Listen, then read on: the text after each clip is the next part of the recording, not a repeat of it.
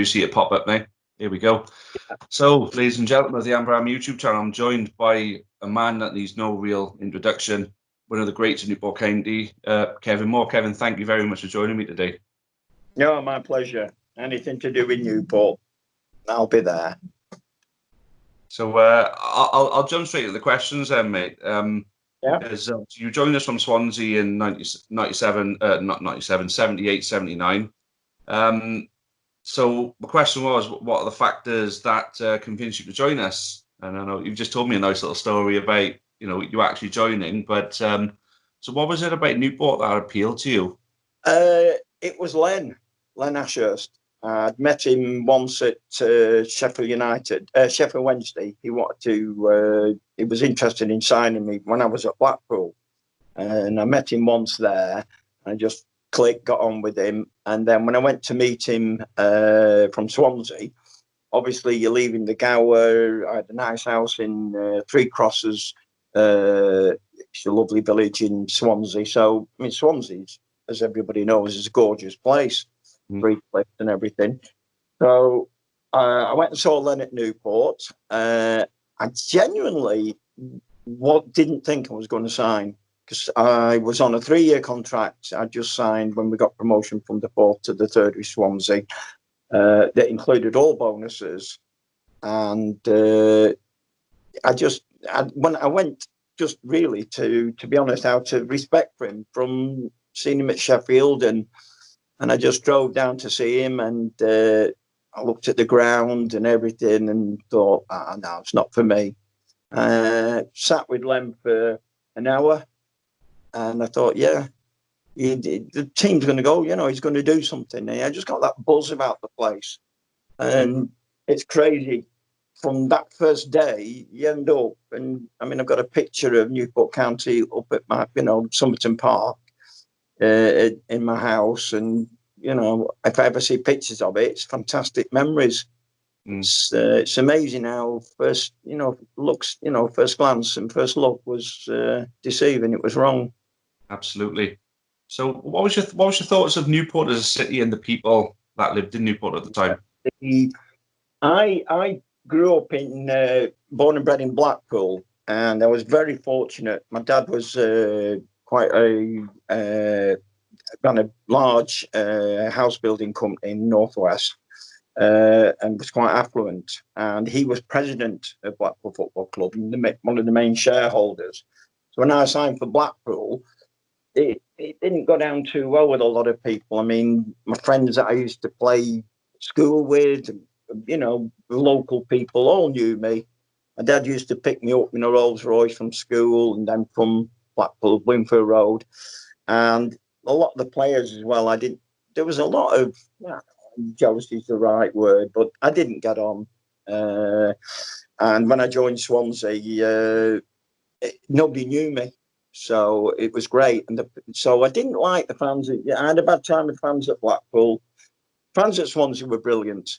I got on great with them. I loved it and loved them. But Newport, don't know what it was. My next door neighbour, Gary and Marlene, who are friends with Mickey Desmond. I moved to Penhow, which is a lovely spot. Colin Sullivan, that played for Cardiff, was over the road from me. He lived just across the street. Lovely village.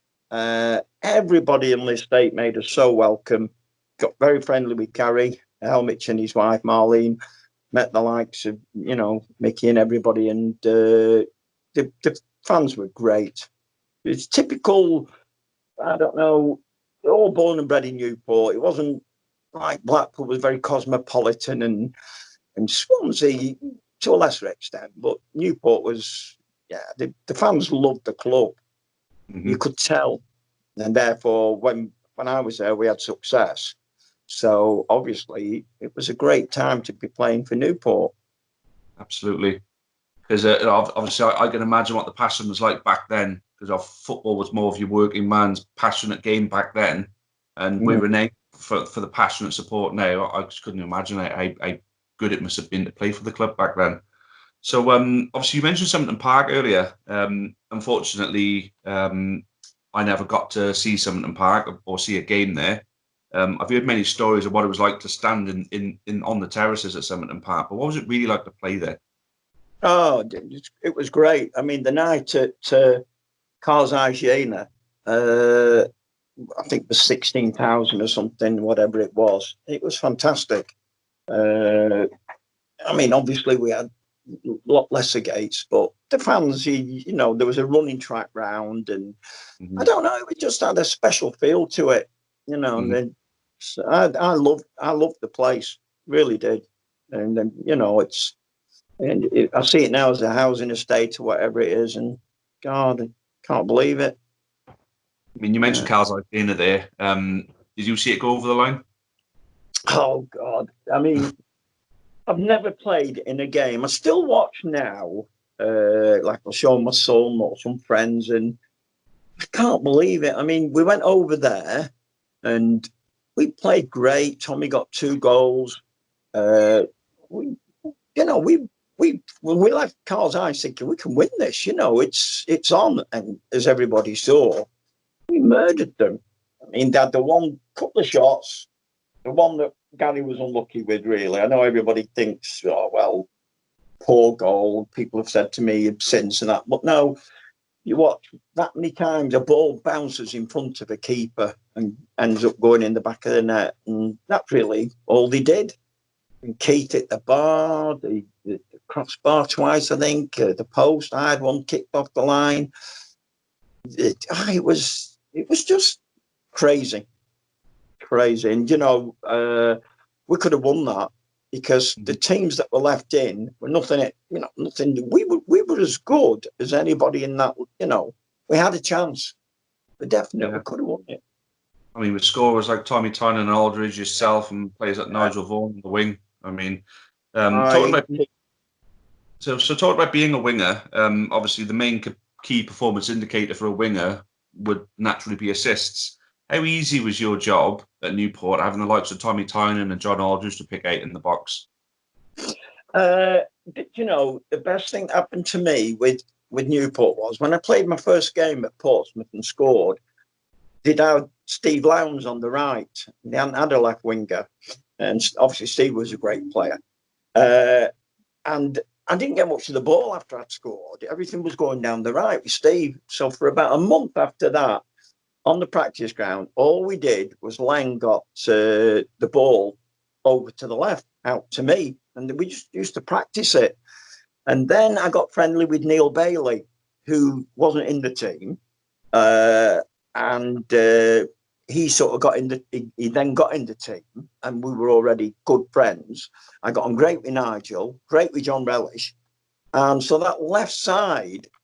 Before I think of John Aldrich and Tommy, I think of them 3 lads. Whenever they could give me the ball, they would give me the ball. And Neil Bailey was, he made me a good player. I mean, they knew I wanted it to my feet. I didn't want it down the line. Everything had to come to my feet. John Relish did just give it me. Even if somebody was stood on me, he'd just tap the ball to me and lead me to it. It was great, but you're right, yeah. And then obviously, if you got Dave Gwyther, I mean, from a crossing, Dave was the one, or Keith from corners and free kicks, and Tommy and John were picking up the knockdowns more so than themselves heading goals or whatever. Yeah, great. So free kicks there, which brings me on really nicely to my next question. One of the things that some of the older supporters who used to go and watch you said is that you were named for winning your fair share of free kicks and penalties back then. It's unfortunately is something that we struggle to do today. What kind of advice would you give to our current squad, to try and win a few more kicks and penalties? No, it's like obviously you get a name for diving. And I always remember at Swansea, what it was as a player, I wasn't the fastest, like over 60, 70 yards, but I had a great change of pace. And what I always did was I would knock the ball just enough where a defender would think, and I'd sprint, my change of pace would get me past them. And I always remember playing Carlisle, and they had a right back Hoonigan, or I can't remember his name, and Len did this a couple of times, and they took pictures of my shins. My shins now are still wavy, and I've scars down my both legs. And I always remember Tosh taking me in, and I had a gouge against Carlisle, and he took me into the dressing room and said, "This is the lad that dives. Look at his legs, and he's had shin pads on." And it was true. That I had lumps stuck out of me. But at the end of the day, if you're going to tackle me in the box and you're not going to get the ball, you're going to go down. It's not, normally always at pace. You know, if you a lot of players in the box or wingers now or whatever, if you're going to get a penalty, you've got to be going at pace. And then if you knock a ball past somebody and they stick a leg out, it's going to be a penalty. You know, it's defenders, if they lift their arms up and pull back, you're going to look a fool. But, you know, I was never, obviously, ever booked for diving. Tell you what, Tommy and John Aldridge never complained. It's about 20 penalties a season they were getting each season or whatever. You know, it was crazy.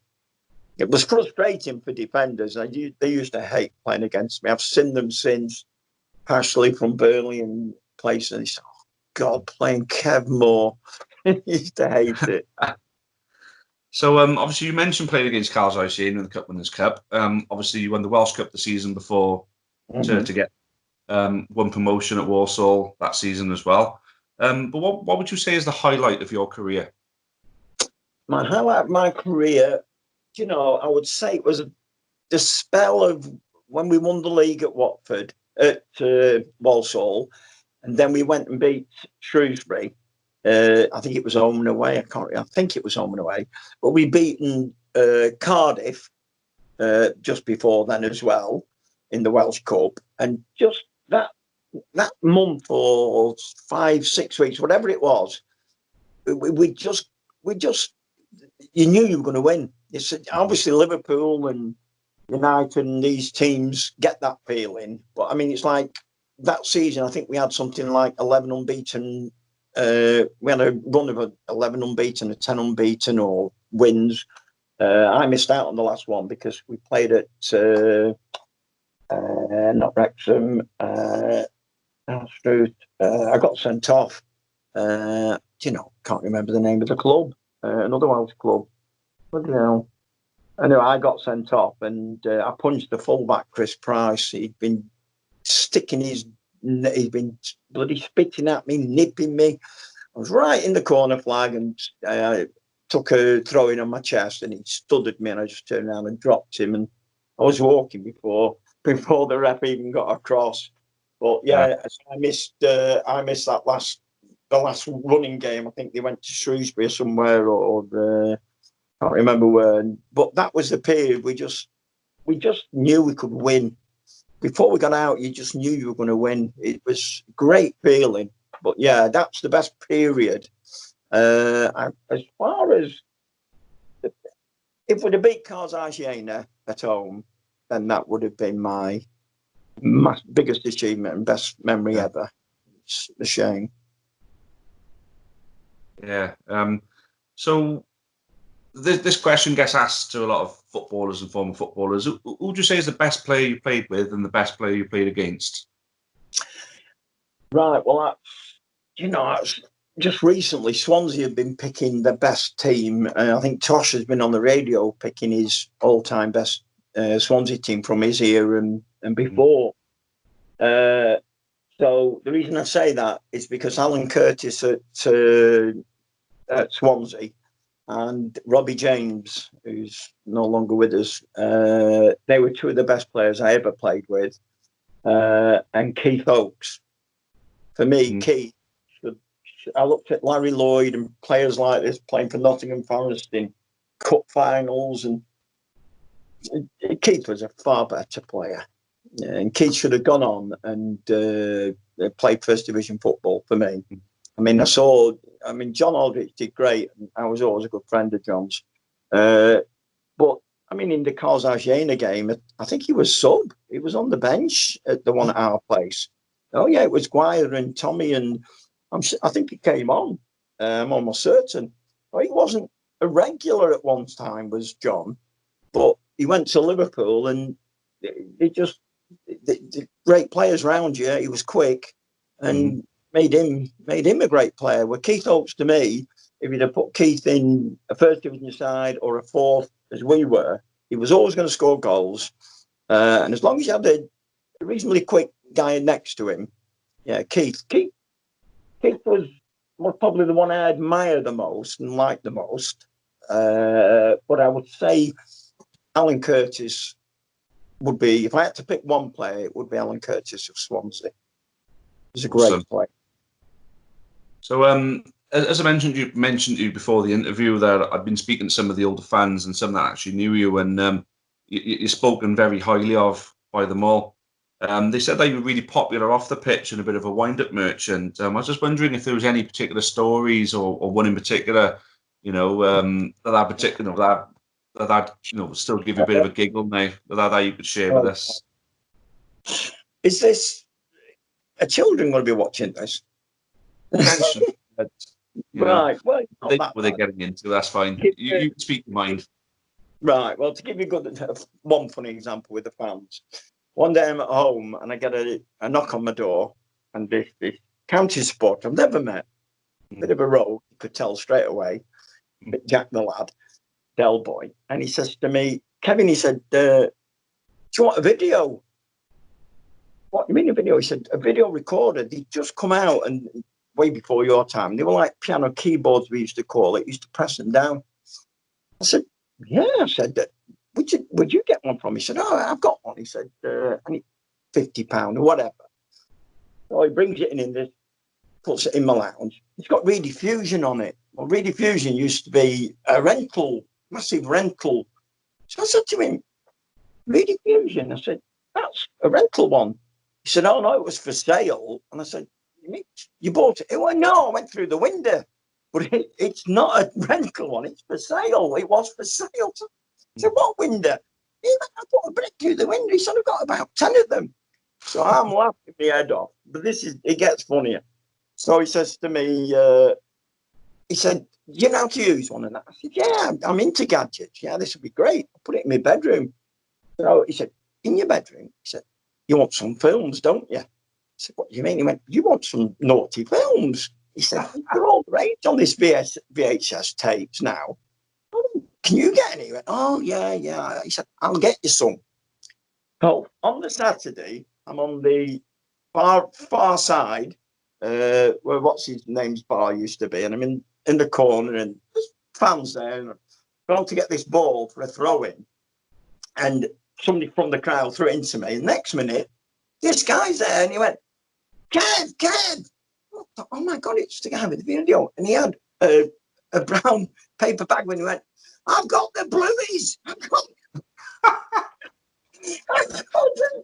And Neil Bailey looked at me and went, I've got blueies. I went, oh, guys, crackers. Then he sat to me on the pitch to tell me he got these naughty films. So yeah, that's one of the Newport fans' stories for sure. That's even better than I expected, to be fair. Could only happen to me. And only in Newport as well. Yeah, exactly. Right, so moving on with your career then, after leaving in '83, there's barely anything documented in your career after that. I know you had a very, very brief spell at Swindon on loan, but then I believe you then left Newport altogether. But then there's not really anything documented. Did you go on and have Yeah, I would only have been 28, 29, I think 28. And obviously I was a huge fan of Len's and Jimmy's, Jimmy Goodfellas. And when Jimmy left before Len, when they sacked Jimmy, because I got on so well with Jimmy, we all did. I was really put out, to be honest. And then when Len left, I lost interest in the club, in the directors. I just thought. So then Colin Addison, and he was a nice guy. He just wasn't Len to me. Yeah. Well, I'd have been like a father figure to me because every Friday, or I'd go in and see him on a Friday and say, boss, and he knew what was coming. And he's, what? Could I have money or can I go home to Blackpool? Can I go and see the family? And he used to laugh and say, yeah, I knew that was coming, you know, and he was great with me. So I had that rapport with him. But Colin brought Bobby Smith, who I just could not get on with. Me and Bobby Smith just clashed. And I thought, I want away. I've had enough. So they offered to pay me up because I had about 4 months left in my contract. So I think they gave me 2 or 3 months, and I went, which was a shame, really, because when I look back, if I'd have knuckled down and stayed, I would have, I would have done well. I was 28. I was fittest, best sort of, condition I could be in. It was the same group of players. We bought a few, like Kenny Stroud and some others, but it was still the same bunch. I should have stayed. And then when I left Burnley, I went back home to Blackpool, and Burnley rang me, and it was, I wonder if it was Peter Noble. Anyway, yeah, I think it was Peter Noble. And I went training for a week with them, and they had Trevor Stephen and Gary Stephen and all these. And I think I played against, whichever one of the Stevens was. We had a practice match, and I just tore him to shreds. Maybe Gary Stanley or Gary Stevens. It was the right back anyway, and I think he ended up at City or somewhere. But I tore him to shreds, and then the manager came to me and said, look, he said, the season's nearly over. I'm going to put you in the first team on Saturday. This was a Tuesday afternoon. We practiced and had this game. I'm going to do this, that, and the other. And he said, if you do like you've done today, he said, you'll get a contract and you'll be playing for us next year. So I said, great. I went back. He said, come back in Friday. We'll have a team meeting and we'll go through what different things we're going to do. Came in Friday, and Brian Flynn come up to me and said, I'm caretaker manager. What? He went, I'm caretaker manager. He said, he's gone. I went, gone? He went, yeah, he's gone. He said, you're not playing tomorrow. And, oh, right. Why? He said, because I'm picking the team. I said, right. So I got in my car, drove off, never went back. And that was the last professional game of football or club I was involved with professionally. Yeah. And I think I'm almost, well, I was born in 56, so I'm almost certain I was about 28. And then the house we lived in near Preston, between Preston and Blackpool, was a huge old house. And when we'd all left it, my mum and dad moved into another property in the grounds. And in 86, because the house was stood there, we converted it to a nursing home. And we opened in 86. And it was a big house. It was 69 bedrooms. So we only used a very small portion of it. When we moved in 66, the year we won the World Cup, you just go to sleep and there was bats flying around in your bedroom, and you could play football. You could get a five-a-side in the bedroom. It was huge. Yeah. And so I converted it to a nursing home, and I've run that ever since. Last 34 years. So, and funnily enough, I've got all my mum and dad's house is still in the grounds, unoccupied. So at the moment, all my staff have been self-isolating, living at my mum and dad's. So so we touch wood, haven't had anybody with the COVID yet. So let's hope it stays that way. Yeah, definitely, mate. Let's hope it does. One thing I was going to ask you, if you could be your former younger self now, would you fancy a crack playing the game as it is today? Yeah, obviously, yeah. But I think it's like everybody's fitter, faster. It's like when Roger Bannister did the 4-minute mile. Nowadays, any club runner does a 4-minute mile. It's people move on. The game's so much quicker now, so much more professional. with the dietitians, mental, the mind coaches, and it's totally different body fat compared to when we played. I mean, we'd go out on a Friday and go to the local cafe and have curry chicken and the Wayfarers Cafe around the corner from the ground, and just eat anything. Nobody bothered. So in that respect, we would be fitter ourselves. We it's different regime. But yeah, the money. I mean, the money wise, when I finished at Newport, I was on £300 a week, and bonuses weren't great.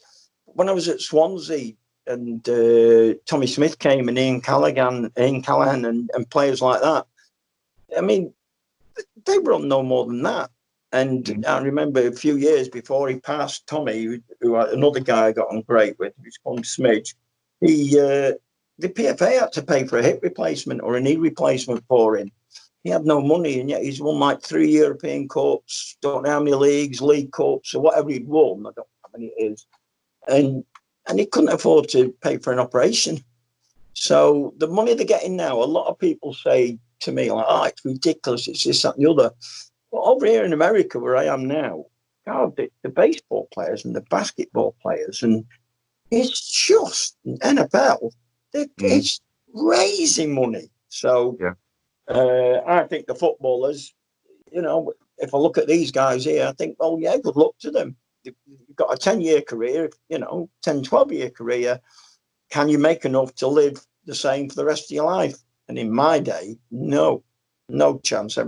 Once you quit football, a lot of them was, I don't know, working in bars, taxi drivers, it's pubs.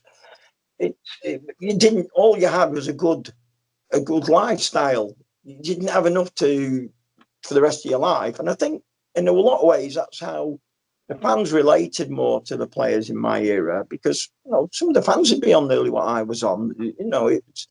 You were one of them really, but you were just a better footballer than them.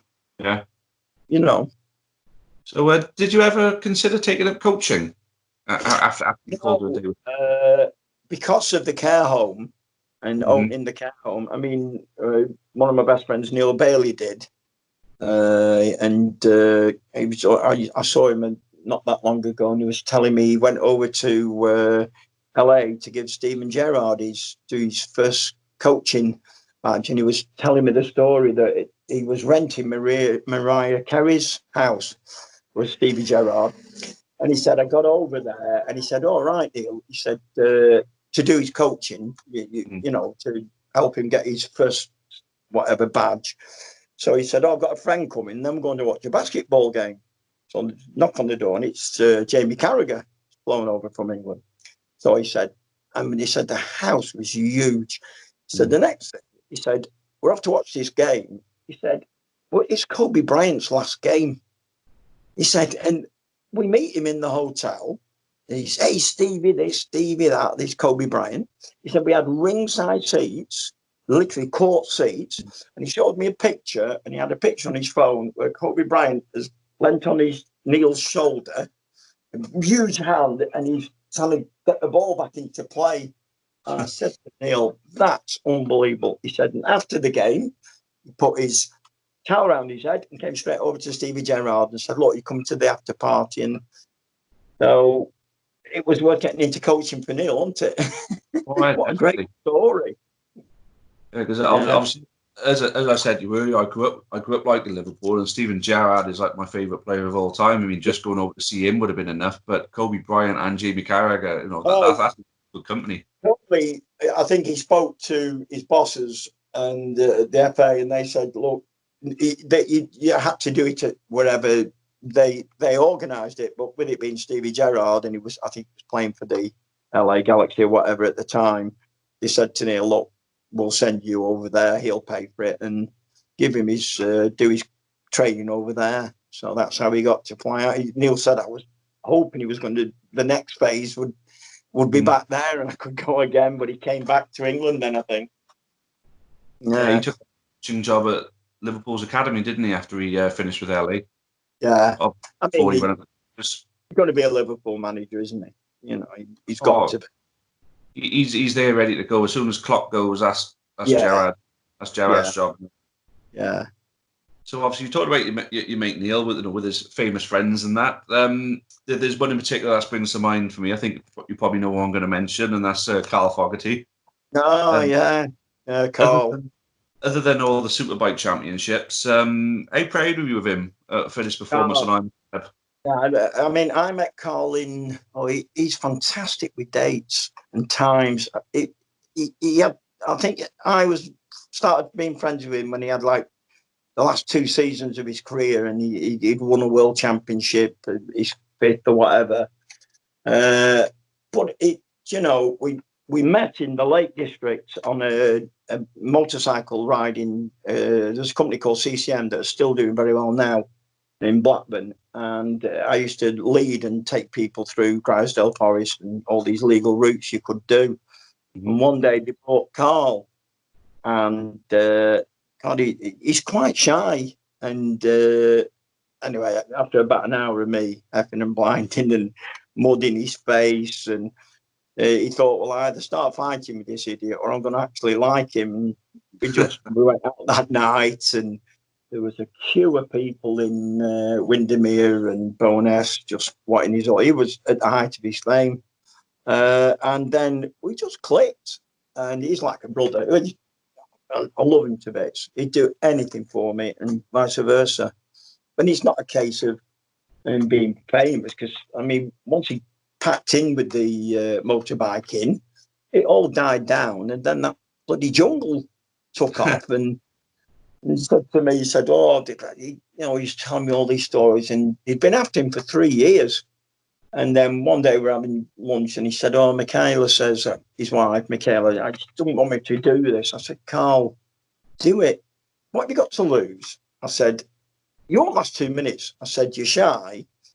When you're hungry, you're an absolute horrible person." So I said, "You'll only be in for a week or two anyway." So he laughed. So he did it, and he did fantastic. And I was amazed. I thought he'd have been first out, but he just held it all together. And, yeah, great guy.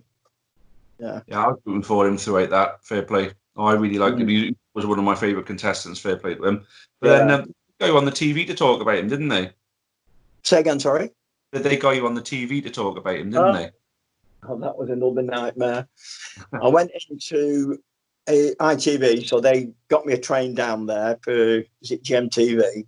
And there was a guy on with me that was like a keepy-uppy champion, and he was meant to be a friend of the other guy that was in there, the other footballer. I can't remember his name. Jimmy Bullard? So, yeah, he was meant to be a friend of Jimmy Bullard. So he's saying to me in the green room, "Look, I'm not really, don't know Jimmy that well. I don't know why I'm here." He said, "So all I'm going to do is do some keepy uppy." So we were laughing. So I'm sat in the green room, and is it the doctor that's always on there on GMTV? He was sat in there. So I've got this football, and I said, "I'll show you some keepy uppies." And it's about the worst thing I could ever do. I'm crap at it. So I'm like, and then next one, it's gone and hit this mirror. So this woman comes in with the headphones. It didn't break, but it made a noise. "What's going off? And you're this and you're that." And the doc guy was just rolling around laughing, thought it was hilarious. I'm getting told off. And as I'm getting told off, another guy comes in. "You're on." I think Muhammad Ali had died or something had gone off. And we were going to have a big spot, and we ended up, we literally was in and out. And God, I hardly said anything. This guy did all these keepy uppies and God knows what, and I just said a few things, yeah. But typical me, I got a bollocking. All right, so well, I'm on to my last question, which was going to be, what are you doing with yourself? Well, obviously, what are you doing with yourself now? Obviously, you told me about the care home business, and you're out in America playing a lot of golf at the moment, so you pretty much already answered that. So, well, yeah, but over here, I'm fortunate. I've joined a club called Lake Nona Golf and Country Club right near the airport, and it's where all the Ryder Cup, Ian Poulter, G-Mac, Stenson, Annika Sorensen, they all live here. and I've got friendly with them all, and it's fantastic. I love it out here. Yeah, it's great. So, yeah, it's a great place to be. My daughter lives here, and my son, and I've got two sons back in England. And obviously, I'm stuck here at the moment with the flight job. My wife keeps thinking I should have been on a 40-hour flight and up to Iceland and got there, but I think I'll stay here and just get a direct flight when I can. I know what I'd rather be, mate, to be fair. Yeah. Brilliant. Thank you ever so much. That was absolutely brilliant, that. So I really appreciate you giving your time. And I'm sure the guys here, when they see the video, they're going to really enjoy it. So, well, give my love to all the likes of Desi, as we used to call him, and all the rest of them. Through Facebook has been fantastic for me, because we've been over here so much. I went on Facebook just so my wife knew what I was doing and keep in touch. And I've reconnected with so many people in football and Newport supporters. It's been brilliant. It's been great to get back in touch with everybody and doing things like this. Love it. Brilliant. And I really appreciate your time. It's been a great experience for me, as I mentioned earlier. As an XL supporter, talking to an old Ironsides player, was pretty special for me. So I really appreciate it. Thank you. Yeah, pleasure. Thanks, Chris. No problem. Well, enjoy the rest of your time out there, mate. And we will see you at Ronnie Parade one day soon. Oh, yeah, I hope so. When I'm back in England, I'll try and get down for definite. All right. Forward to that. Thank you, mate. All right, pal. See you, mate. See you later. Bye-bye. Many thanks for watching the latest content on the Amber Army channel. Please make sure you leave us a like. Make sure you subscribe for more content, both for the neutral football fan and also plenty of Newport County. Even more Newport County content can be found on the club's iFollow channel on the link above. It is just £4.49 per month to subscribe to that service. And those of you feeling extra generous can also support us on Patreon on the link at the bottom there. That would be a monthly donation of your choice. Thank you again. Make sure you've subscribed, and as always, up the county.